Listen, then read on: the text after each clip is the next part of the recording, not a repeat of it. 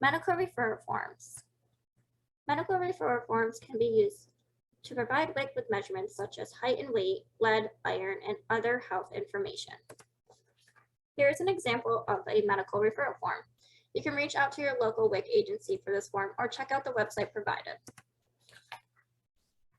A medical referral form is a form we use to collect basic measurement values and information about participants' health status. Section A can be filled out by anybody, and it includes the patient's contact information.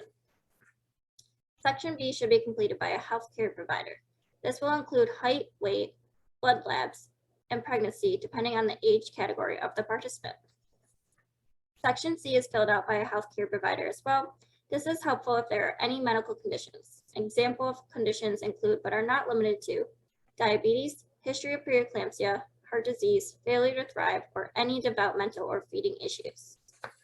Section D includes healthcare provider information along with a signature date.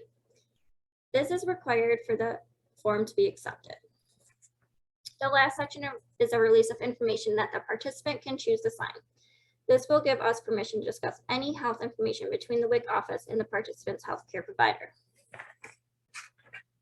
Thank you for watching our presentation about WIC. If you have any questions, please refer to our contact information.